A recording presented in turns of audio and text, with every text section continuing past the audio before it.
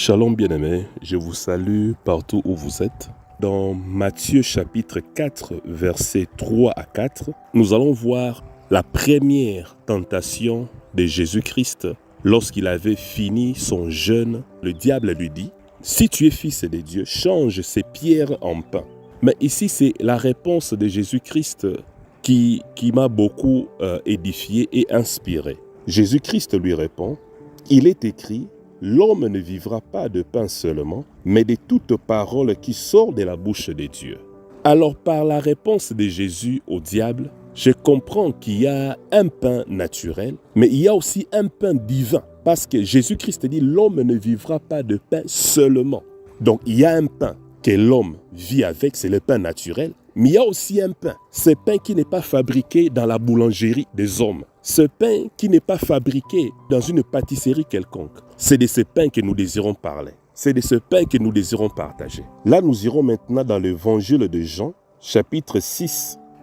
Après avoir multiplié le pain d'orge et 2 poissons, où Jésus-Christ avait nourri des milliers et des milliers de personnes, mais à la fin, lorsque les gens ont mangé, lorsqu'ils ont bu, lorsqu'ils ont festoyé après ce miracle, au verset 35, Jésus leur dit, « Je suis le pain de vie.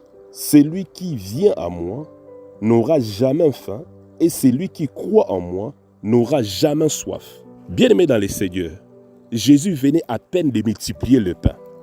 Jésus venait à peine de donner le pain auprès des hommes, des femmes qui étaient là présents, qui étaient affamés.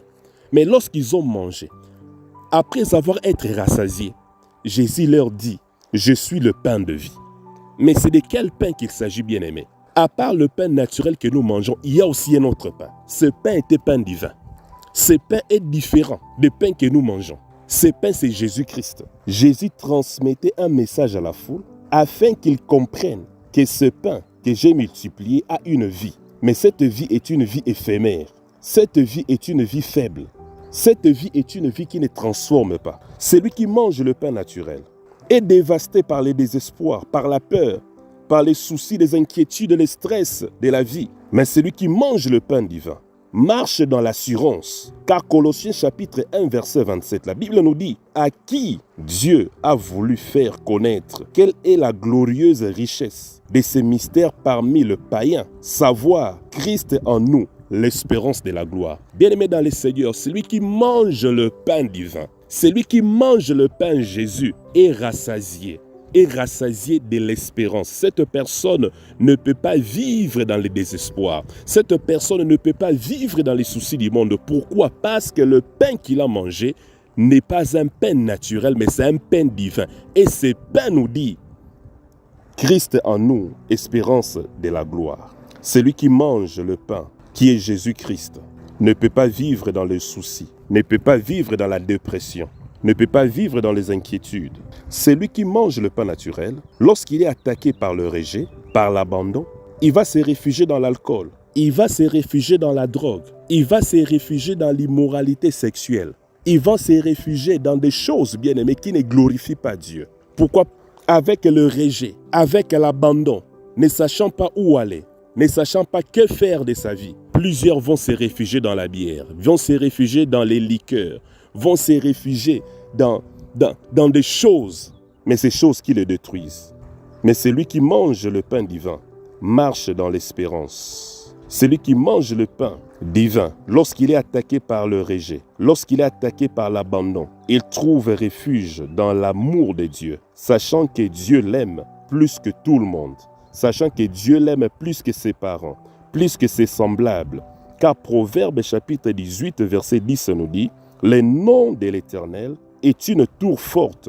Les justes s'y réfugient et se trouvent en sûreté. » Celui qui mange le pain divin trouve refuge dans l'amour de Dieu. Trouve refuge dans l'amour de Dieu. Celui qui mange le pain naturel, lorsqu'il est attaqué, terrorisé par les sorciers, par les puissances des ténèbres, il va chercher les féticheurs, il va chercher des voyants, je ne sais pas. Il convoque même des réunions de famille. Mais celui qui mange le pain divin a reçu le pouvoir de marcher sur les serpents, de marcher sur les scorpions, de marcher sur toute la puissance des ténèbres et rien de mal ne lui arrivera. Celui qui mange le pain naturel tombe facilement dans la jalousie lorsque son semblable est béni. Oui, bien-aimé. Celui qui mange le pain naturel lorsque son frère est béni, lorsque son frère prospère plus que lui, il tombe dans la jalousie, dans la frustration. Celui qui mange le pain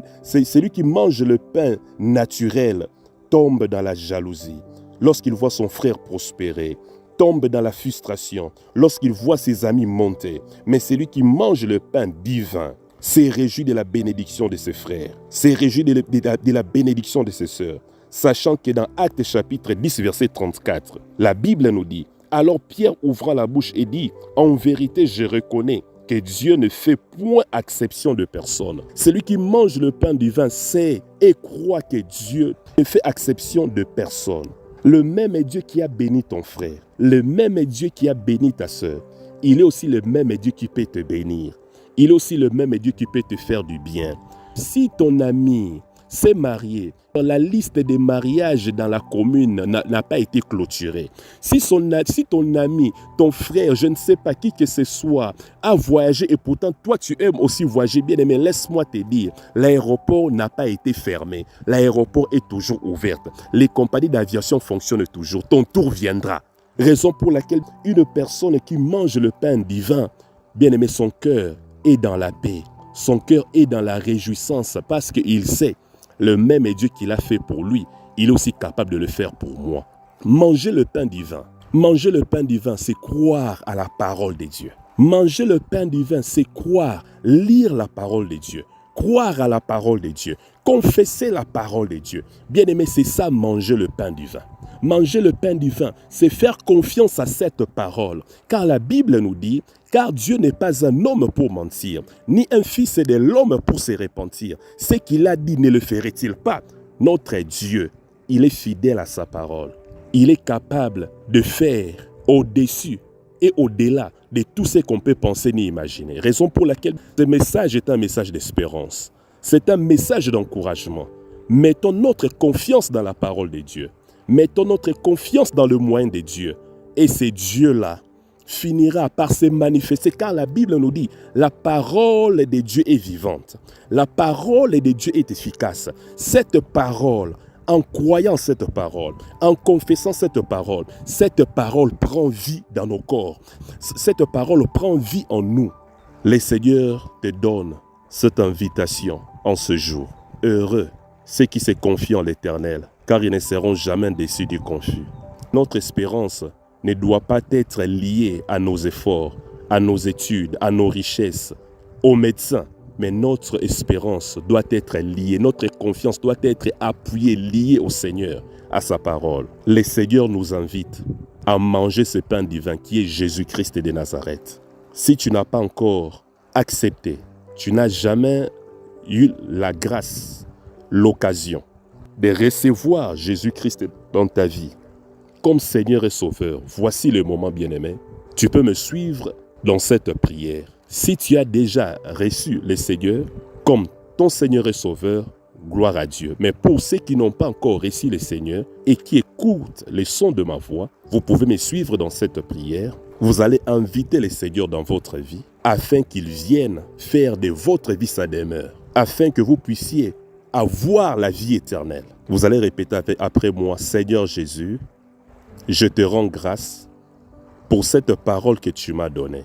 Je te demande de pardonner mes péchés. Pardonne mes fautes. Viens dans ma vie. Viens dans mon cœur. En ce jour, je te reçois comme mon Seigneur, comme mon Sauveur personnel. À partir d'aujourd'hui, au nom de Jésus-Christ. Amen. Bien-aimé, je vais prier pour ceux qui sont malades. Si c'est la tête qui te fait mal, je ne sais pas si je vais prier pour ceux qui sont malades. Je ne connais pas ton état, je ne connais pas ta situation, mais tu entends ma voix. Bien-aimé, fais confiance à la parole de Dieu. Fais confiance au Seigneur que tu as déjà reçu ou bien que tu viens de recevoir. La Bible nous dit: c'est par ces meurtrissures que nous sommes guéris. Nous allons prier. Tendre Père, ta parole me dit: c'est par tes meurtrissures que nous sommes guéris. Tu vois mon frère, tu vois ma sœur qui est accablée par la maladie. Au son de cette voix, tendre Père, que ta parole, que la même meurtrie de Jésus le touche là où ils sont. Absorbe toute maladie, absorbe toute infirmité maintenant. Par le nom de Jésus-Christ, je libère la guérison miraculeuse. Je libère la grâce de Dieu. Je libère la guérison divine dans la vie de quiconque croit en toi, ô Seigneur, dans la vie de quiconque croit à ton salut, au nom de Jésus-Christ. Amen. Bien-aimés, nous sommes arrivés à la fin de notre moment de partage. Comme je l'ai toujours dit, il y a des personnes que tu peux atteindre que moi je ne peux pas. Raison pour laquelle nous encourageons nos bien-aimés. Après avoir écouté la parole, vous pouvez partager ce message, vous pouvez l'envoyer, vous pouvez le poster dans vos réseaux sociaux et le Seigneur ne manquera pas à vous bénir. C'était bien votre frère, Bob Mundeke, pasteur à la communauté des Assemblées de Dieu, église locale Parole de Vie, en RDC Congo, dans la ville de Kinshasa, dans le quartier Upen, sur l'avenue Ekila numéro 2. Que Dieu vous bénisse.